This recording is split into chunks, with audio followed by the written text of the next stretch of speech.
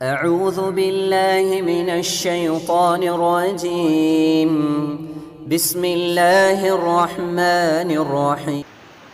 எல்லாம் வல்ல அல்லாஹுவின் நல்லடியார்களே, அருமை பெரியோர்களே, தாய்மார்களே, சகோதர சகோதரிகளே, அல்லாஹுடைய பேரொருளால் அவனது மார்க்கத்தை அறிந்து கொள்ள வேண்டும் என்கிற பேரார்வத்தோடும் அல்லாஹ் ரப்புல் ஆலமீன் நம்மீது கடமையாக்கியிருக்கும் இந்த ஜும்மாவை அன்னலம் பெருமகனார் நபிகள் நாயகம் ஸல்லல்லாஹு அலைஹி வஸல்லம் அவர்களின் வழிகாட்டுதலோடு நிறைவேற்ற வேண்டும் என்ற நோக்கத்தோடும் நாம் இங்கே அமர்ந்திருக்கிறோம். இறைவனின் அருள் பொங்கும் இந்த நேரத்தில் இஸ்லாமிய திருமணம் என்ற ஒரு தலைப்பை நான் தேர்வு செய்திருக்கிறேன். இஸ்லாமிய திருமணம் என்ற இந்த தலைப்பிற்கான காரணம் என்ன என்றால், அல்லாஹ் ரப்புல் ஆலமீன் தன்னுடைய திருமறையிலே சொல்கிறான், குன்தும் ஹைர உம்மத்தின் உஹர்ஜத் லின்னாஸ் தஅமரூன பில் மஅரூஃப் வ தன்ஹவுன அனில் முன்கர். தோற்றுவிக்கப்பட்ட சமுதாயத்திலேயே நீங்கள் தான் சிறந்த சமுதாயம், ஏனெனில் நீங்கள் தான் நன்மையை ஏவுகிறீர்கள், தீமைகளை விட்டு மக்களை தடுக்கிறீர்கள் என்று இந்த சமுதாயத்தை சிறந்த சமுதாயம் என்பதற்கு அல்லாஹ் இரண்டு காரணங்களை முன்வைக்கிறான். ஒன்று, நீங்கள் தான் நன்மைகளை ஏவுகிறீர்கள், நீங்கள் தான் தீமைகளை விட்டு மக்களை தடுக்கிறீர்கள், அதனால் நீங்கள் உயர்ந்த சிறந்த சமுதாயம் என்று அல்லாஹ் இந்த சமுதாயத்தை பற்றி தன்னுடைய திருமறை குர்ஆனிலே சொல்கிறான். அப்படி நன்மைகளை ஏவி தீமைகளை தடுக்கக்கூடிய ஒரு காரியமாக, ஒரு அம்சமாக நம்முடைய ஜமாத்தின் மாவட்டத்தின் சார்பாக இஸ்லாமிய திருமணம் என்ற தலைப்பின் கீழ் 1 மாத கால தொடர் பிரச்சாரத்தை நாம் கையில் எடுத்திருக்கிறோம். இதற்கு முன்பாக எப்படி இணை வைப்பை குறித்து மக்களுக்கு விழிப்புணர்வு ஏற்படுத்துவதற்கு, எச்சரிப்பதற்காக பல மாதங்களை நாம் பிரச்சாரங்களை மேற்கொண்டோமோ, அதுபோல ஒவ்வொரு காலகட்டத்திலையும் ஒவ்வொரு விதமான பிரச்சாரங்களை நாம் மேற்கொண்டிருக்கிறோம். தற்போது இந்த ஏப்ரல் 19 மே 19 வரைக்கும் 1 மாத காலத்திற்கு தொடர் பிரச்சாரமாக இஸ்லாமிய திருமணம் என்ற தலைப்பில் மக்கள் மத்தியிலே உரை நிகழ்த்தலாம் என்று நாம் முடிவு செய்திருக்கிறோம். இந்த 1 மாத காலத்திற்கும் இந்த தலைப்பு தேர்வு செய்யப்படுவதற்கான காரணம் என்ன என்றால், இன்றைக்கு நம்முடைய சமுதாயத்தில் திருமணத்தை எடுத்துக்கொண்டால் திருமறை குர்ஆனுக்கு எதிராகவும் நபிகளாருடைய வழிகாட்டுதலுக்கு மாற்றமாகவும் தான் பெரும்பாலான திருமணங்கள் அரங்கேறுகிறது. ஒரு முஸ்லிம் தன்னுடைய வாழ்க்கையில் எல்லா அம்சங்களையும் எப்படி அமைத்துக் கொள்ள வேண்டும் என்றால், இதை நபிகளார் எப்படி கற்றுத் தந்திருக்கிறார்கள், நம்முடைய வாழ்க்கையிலே நடைபெறுகிற எல்லா காரியங்களையும், எல்லா அங்கங்களையும், அம்சங்களையும் நபிகளார் கற்றுத்தந்த அடிப்படையில் நம்முடைய வாழ்க்கையை நாம் அமைத்துக் கொள்ள வேண்டும். ஆனால் இந்த சமுதாயம் திருமணத்தை எப்படி அரங்கேற்றுகிறது, இஸ்லாம் திருமணத்தை கற்றுத்தந்த மாதிரி திருமணத்தை எப்படி நடத்த வேண்டும் என்று நபிகளார் காட்டி தந்த அடிப்படையில் நம்முடைய சமுதாயங்களிலே திருமணங்கள் நடைபெறுகிறதா? திருமணத்தை பற்றி திருமறை குர்ஆனும் நபிகளாருடைய போதனையிலும் சொல்லி தந்த அறிவுரைகள் என்ன? அல்லாஹ்வுடைய தூதரவர்கள் சொன்னார்கள், திருமணம் என்னுடைய வழிமுறை, திருமணம் என்பது நபிகளாரின் வழிமுறை. யார் அந்த வழிமுறையை புறக்கணிக்கிறார்களோ அவர்கள் என்னை சார்ந்தவர்கள் இல்லை என்று அல்லாஹ்வுடைய தூதர் சொன்னார்கள். திருமணத்தை இஸ்லாம் எப்படி சொல்லுகிறது என்றால், அதை கட்டாயம் என்கிறது. ஒருவர் தான் விருப்பப்பட்டால், விரும்பினால் தான் மனமு வந்து முடிப்பதல்ல திருமணம். திருமணம் என்பது ஒவ்வொருவரும் கட்டாயம் முடிக்க வேண்டும் என்று இஸ்லாம் அதை வலியுறுத்துகிறது. உலகத்தில் எல்லா மதங்களும் சித்தாந்தங்களும் நேர் எதிர்மறையாக சொல்லும். யார் திருமண உறவை அறுத்து எறிகிறார்களோ அவர்கள் இறைவனின் அன்பை பெற முடியும், இறைவனின் நெருக்கத்தை பெற முடியும். யார் இந்த திருமண வாழ்க்கையை வெறுக்கிறார்களோ அவர்கள் இறைவனாகவே ஒரு காலத்தில் மாற முடியும் என்று பிற மதங்களுடைய நம்பிக்கைகளில் அவர்களுடைய கொள்கை கோட்பாடுகளாக வைத்திருக்கிறார்கள். ஆனால் இஸ்லாம் அதை அறவே மறுக்கிறது. நீங்கள் மனிதர்கள் மனிதர்களாக வாழ வேண்டும் என்றால், தன் பாலியல் இன்பத்தை முறையாக ஒருவன் பூர்த்தி செய்ய வேண்டும் என்றால் அவன் திருமணம் செய்யட்டும் என்று இஸ்லாம் நபிகளாருடைய வழிமுறை என்று இஸ்லாம் அதை சொல்லுகிறது. யார் அந்த வழிமுறையை புறக்கணிக்கிறார்களோ அவர்கள் நபியுடைய சார்ந்தவர்கள் இல்ல, நபிகளாருடைய சமுதாயத்தை சார்ந்தவர்களே என்று கூடுதலான எச்சரிக்கைகளும் இந்த சமுதாயத்தில் நமக்கு சொல்லப்பட்டிருக்கிறது. இதுல யாருக்கும் மாற்று கருத்து இருக்க முடியாது. திருமணம் அவசியமா? அதுல எல்லாரும் உடன்படுகிறார்கள், ஒத்துக்கொள்கிறார்கள். ஆனால் அந்த திருமணத்தை எப்படி நடத்த வேண்டும் என்பதிலே தான் இங்கே பிரச்சனை. அந்த திருமணம் இன்றைக்கு சமுதாயத்தில் எப்படி நடைபெறுகிறது, திருமணத்தை எப்படி நடத்த வேண்டும் என்று திருமறை குர்ஆனும் நபிகளாருடைய போதனைகளும் சொல்லி தந்ததோ அந்த அடிப்படையில் இந்த சமுதாயத்திலே திருமணங்கள் நடைபெறுகிறதா அல்லது அதற்கு நேர் எதிராக நடைபெறுகிறதா? திருமணத்தை பற்றி அல்லாஹ் சொல்லுகிற பொழுது, திருமணத்தின் பொழுது நீங்கள் மணமுடிக்கிற பொழுது உங்கள் மணமகளுக்கு, உங்களுக்கு மனைவியாக வருபவளுக்கு நீங்கள் மனமுகர்ந்து மகரை வழங்கிவிடு. அதிலிருந்து அவர்கள் ஏதேனும் விட்டு தந்தால் அதை மகிழ்ச்சியோடு உண்ணுங்கள் என்று அல்லாஹ் தன் திருமறையிலே சொல்கிறான். மகர் கொடுத்துதான் திருமணம் முடிக்கப்பட வேண்டும் என்பது அல்லாஹ்வின் வழிமுறை, திருமறை குர்ஆன் சொல்லுகிற வழிமுறை. ஆனால் சமுதாயத்திலே மகர் கொடுத்து திருமணங்கள் நடைபெறுகிறதா?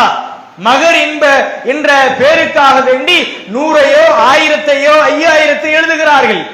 ஆனால் உள்ளே வாங்கப்படுகிற தொகை என்ன?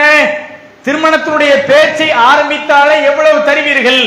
என் புள்ள டாக்டருக்கு படிச்சிருக்கிறான், என் புள்ள கலெக்டருக்கு படிச்சிருக்கிறான், என் புள்ள வெளிநாட்டுல வேலை செய்யறான், என் புள்ள இன்ஜினியரா இருக்கிறான், என் புள்ள மாசத்துல இத்தனை லட்சம் சம்பளம் வாங்குறான் என்று பிள்ளையின் படிப்பை காரணம் காட்டி, பிள்ளையின் வேலையை காரணம் காட்டி இன்றைக்கு வரைக்கும் இந்த சமுதாயத்தில் வரதட்சணை தலைவிரித்து ஆடுகிறதா இல்லையா? வேற எந்த சமுதாயத்திலும் இல்லாத அளவிற்கு இந்த சமுதாயத்திலே கூடுதலாக இருக்கிறது.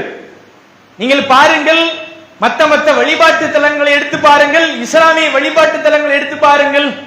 ஒவ்வொரு வாரமும் ஜும்மாவிற்கு பிறகு, தொழுகைக்கு பிறகு அல்லாஹ்விடத்தில் கையேந்த வேண்டிய முஸ்லிம்கள் பள்ளிவாசலின் வெளியிலே ஒரு மஞ்சப்பையை வைத்துக் கொண்டு, பாபா 2 கும்பர வச்சிருக்கிறேன், என் பிள்ளையை கரையேற்றணும், 4 பொம்பளை பிள்ளை இருக்குது, என் மகளுடைய திருமணத்திற்காக வேண்டி உதவி செய்யுங்கள் என்று கேட்காத, பள்ளிவாசல் தோறும் ஏறி இறங்காத, தெரு தெருவாக வீதி வீதியாக வசூலிக்காத குடும்பங்கள் உண்டா? இன்றைக்கும் அந்த கொடுமை தலைவிரித்து ஆடுகிறது. என்ன ட்ரெண்ட மாத்துகிறார்கள்?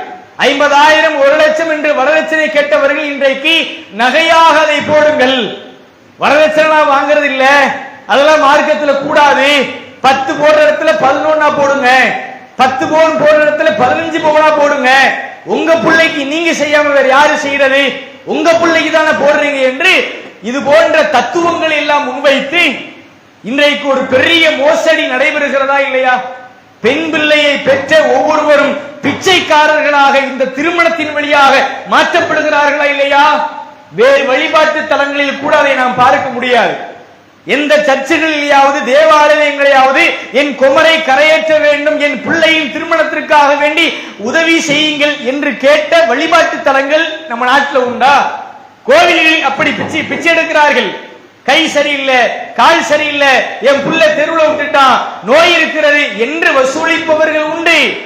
என் மகளின் திருமணத்திற்காக வேண்டி உதவி செய்யுங்கள் என்று கையேந்துகிற சமுதாயம் இந்த சமுதாயமாகத்தான் இருக்கிறது. அதன் பின்னணி என்ன?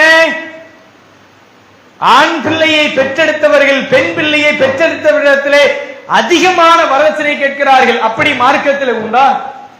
இது இஸ்லாமிய திருமணமாக, இது இஸ்லாமிய நடைமுறை. இது நபிகளாருடைய காலத்தில் மகர் இல்லாத திருமணங்களே இல்லை, அல்லாஹ்வுடைய தூதரின் காலத்தில்.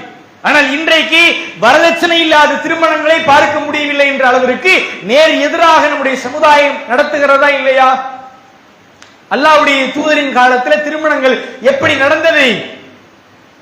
அல்லாஹ்வுடைய தூதர் அவர்கள் ஒரு நபி தோழரை சந்திக்கிறார்கள். அப்துர் ரஹ்மான் பின் அவுஃப் என்ற ஒரு நபி தோழர். அவர் பூசியிருக்கிற நறுமணத்தின் வாடையை பார்த்துவிட்டு, மஞ்சள் நிறத்தை பார்த்துவிட்டு அல்லாஹ்வின் தூதர் அவர்கள் கேட்கிறார்கள், மஹாதா, என்னது? என்னப்பா உன் மேல வாசம் அடிக்குது, ஒரு மாதிரி மஞ்சள் கரையாக இருக்கிறது, என்ன விஷயம் என்று கேட்கிற பொழுது அப்துர் ரஹ்மான் பின் அவுஃப் சொல்லுகிறார், அல்லாஹ்வின் தூதரே, நான் திருமணம் முடித்துக் கொண்டேன். நபிகளாருடைய அடுத்த கேள்வி என்ன? அந்த பெண்ணுக்கு மகராக நீ என்ன கொடுத்தாய்? அவர் பதிலளிக்கிறார், அல்லாஹ்வின் தூதரே, பேரித்தம்பளத்தின் கொட்டை அளவிற்கு தங்கத்தை என் மனைவிக்கு மணமகளுக்கு நான் மகராக கொடுத்தேன் என்கிறார். நம்ம சமுதாயத்தில் புது மாப்பிள்ளையை திருமணத்திற்கு பிறகு சந்திக்கிற எல்லாரும் கேட்கிற கேள்வி என்ன? எவ்வளவு வாங்குனீங்க, எவ்வளவு நகை போட்டாங்க, பைக்கு கொடுத்தாங்களா, காரு கொடுத்தாங்களா, வெளிநாட்டுக்கு விசா எடுத்து கொடுத்தாங்களா, வியாபாரத்துக்கு முதலீடு செஞ்சாங்களா என்று பெண் வீட்டாரை கசைக்கு புளிகிற கொடுமை இன்றைக்கும் தலைவிரித்து ஆடுகிறது.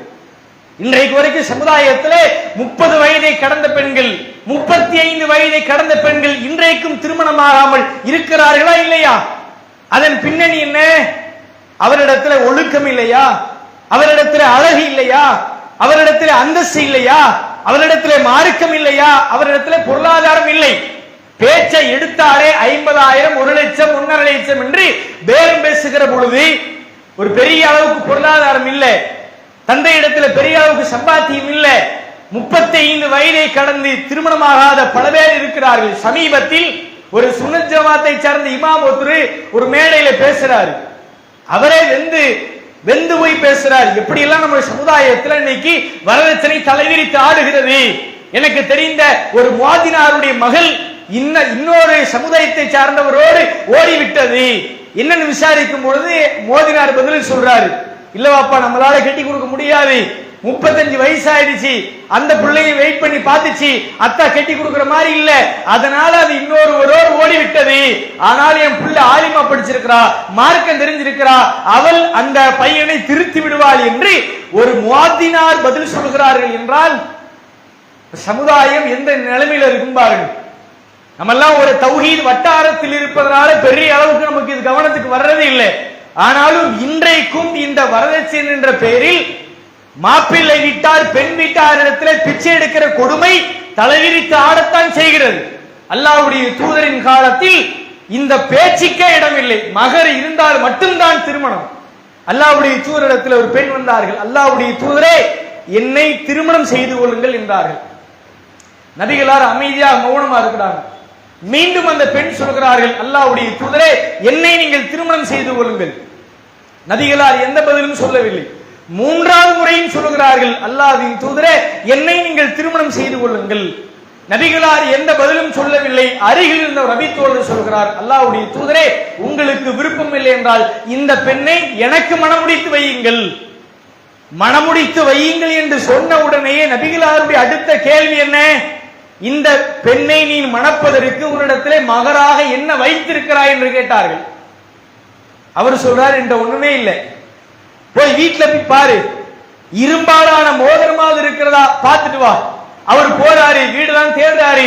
அல்லாஹ்வுடைய தூதரிடத்துல வந்து சொல்றார், அல்லாஹ்வுடைய தூதரே, என்னிடத்துல இரும்பாலான மோதிரம் கூட இல்லை.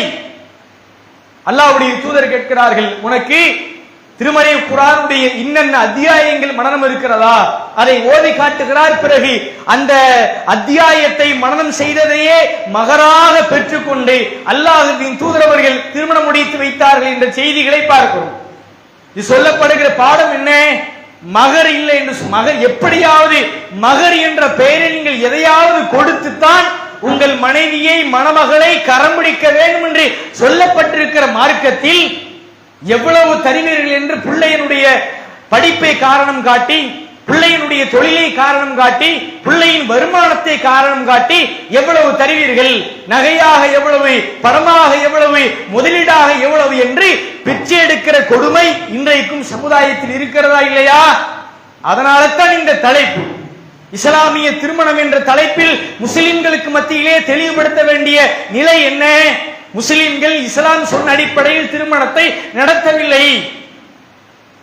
இஸ்லாத்திற்கு நேர் எதிராக திருமணத்தை அரங்கேற்றுகிறார்கள்.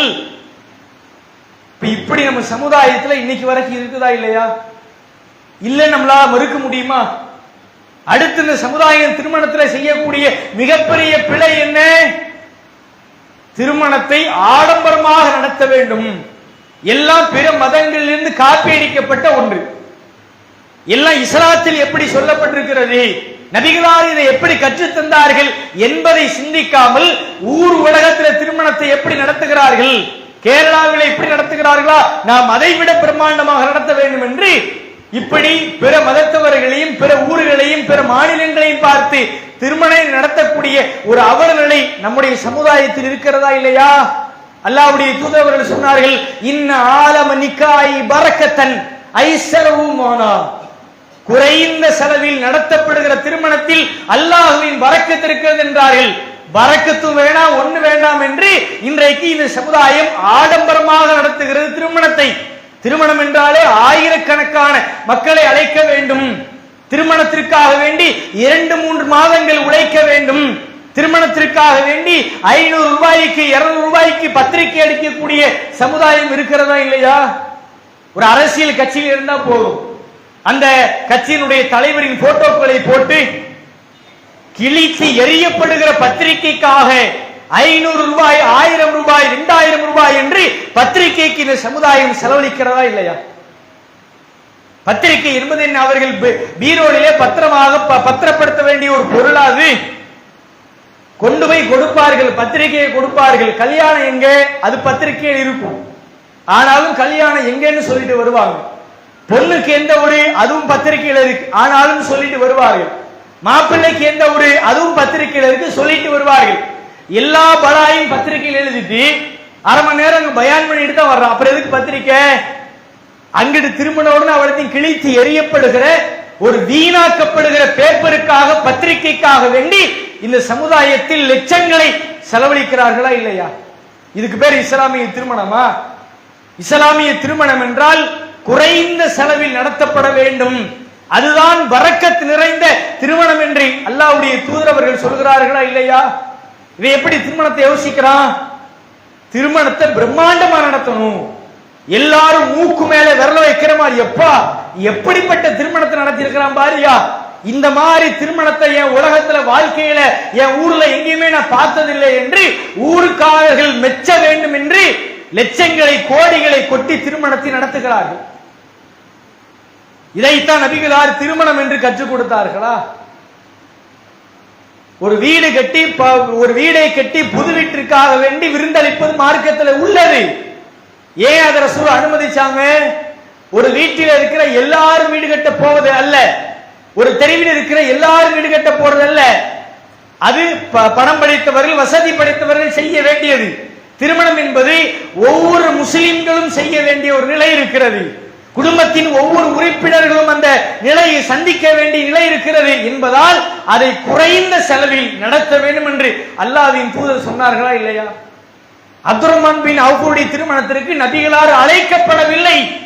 தான் உயிரிலும் மேலாக நேசிக்கப்படுகிற நபிகளார், கியாமத் நாள் வரைக்கும் நபியாக அனுப்பப்பட்ட நபிகளார், அல்லாஹ்வின் தூதராக அனுப்பப்பட்டவர்கள். அப்படிப்பட்ட ரசூலுல்லாஹ் அப்துர் ரஹ்மான் பின் அவுஃப் திருமணத்திற்காக வேண்டி அழைத்தாரா? அழைக்கலையேங்க.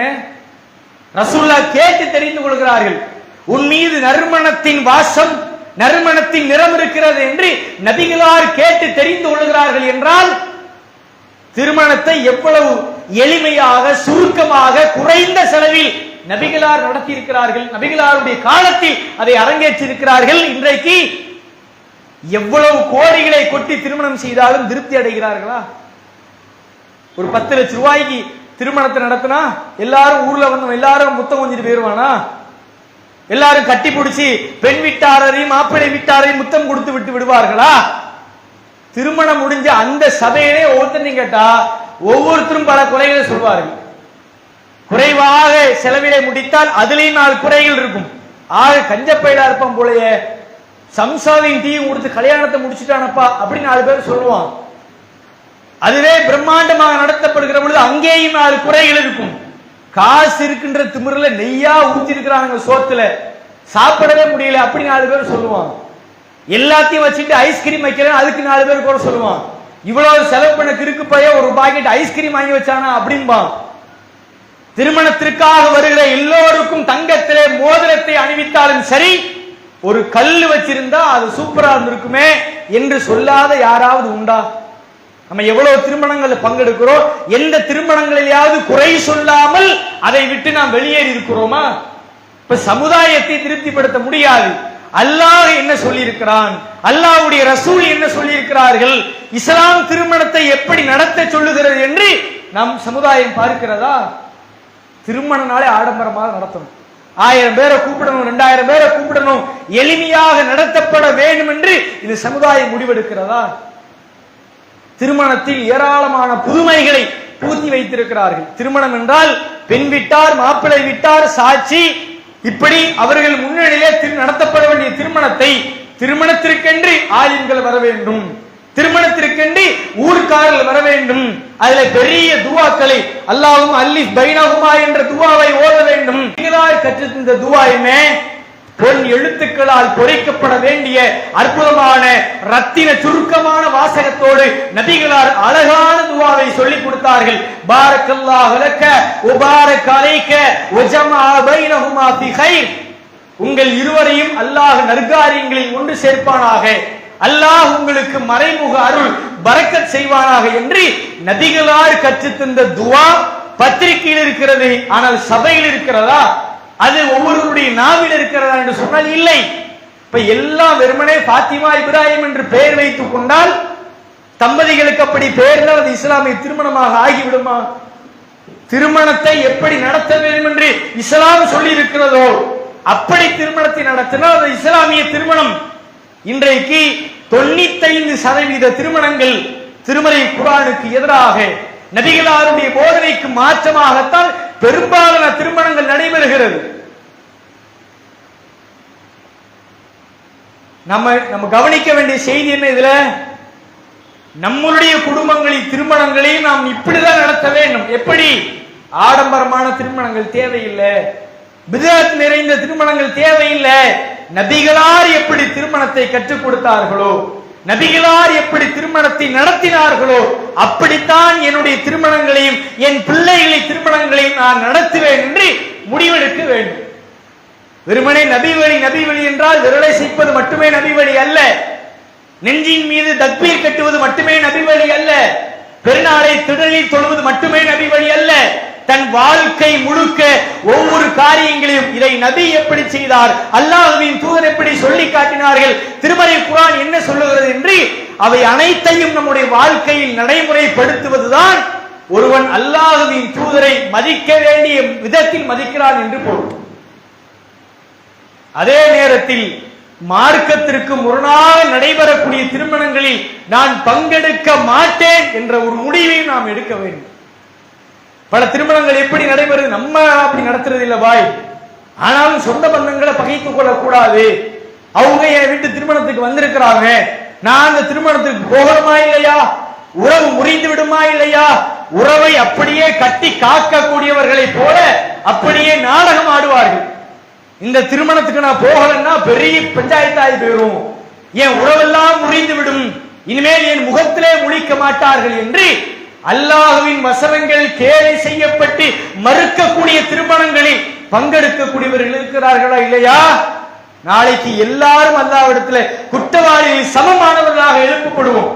வரதட்சணைக்காக வேண்டி 35-40 வயது வரைக்கும் திருமணமாகாத பெண்கள் பாதிக்கப்படுகிறார்கள்.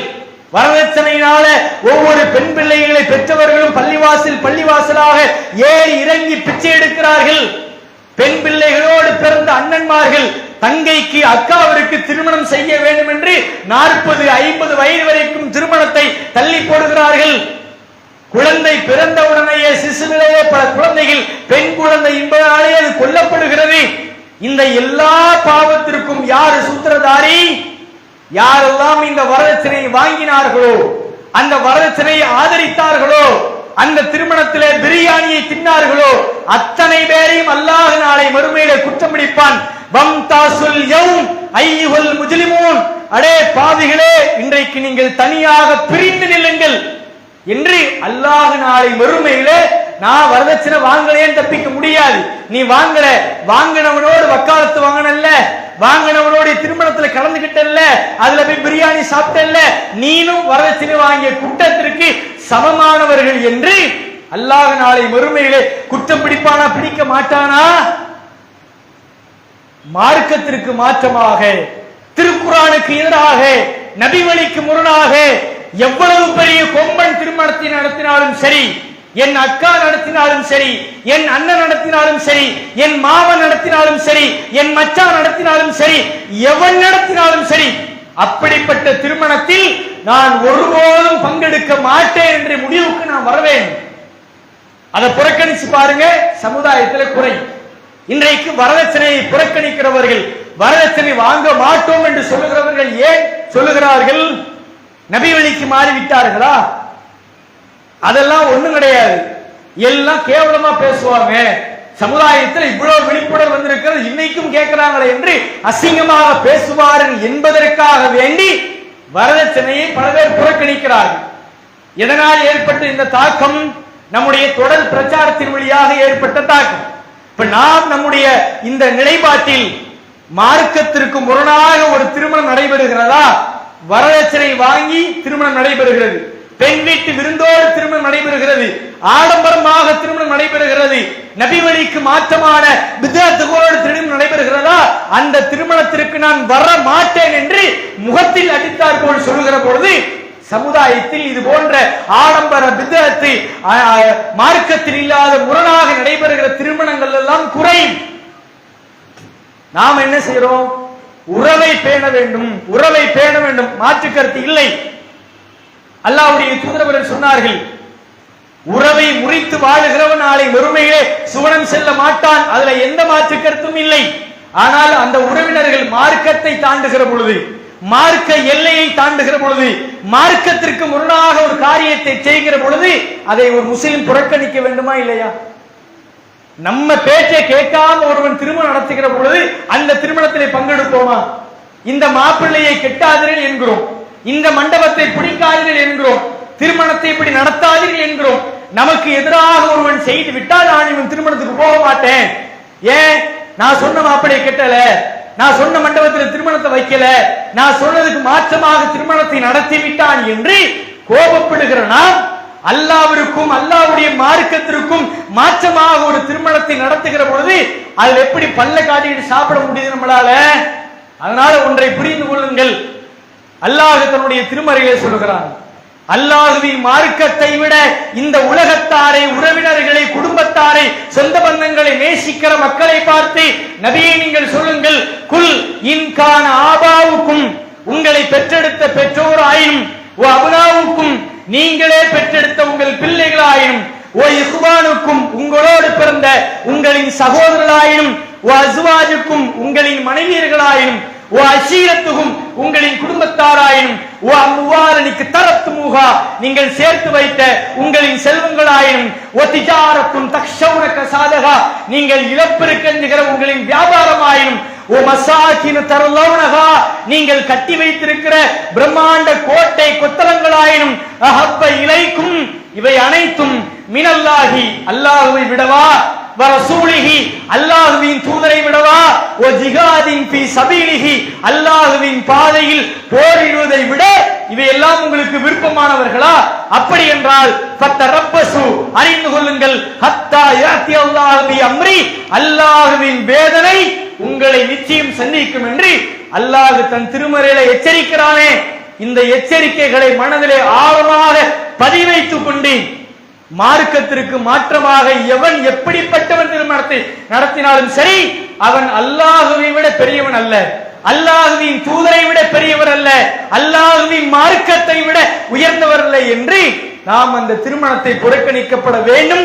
சமுதாயத்தில் நபிவழி திருமணங்கள் தலை தூக்க வேண்டும் என்றால், நபிவழி திருமணத்தை ஒவ்வொரு மக்களும் மனமுவர்ந்து முடிக்கப்பட வேண்டும் என்றால், குறைந்த செலவில் நம்முடைய சமுதாயங்கள் திருமணத்தை அரங்கேற்ற வேண்டும் என்றால் நம்முடைய வாழ்க்கையிலிருந்து அதை தூங்க வேண்டும்.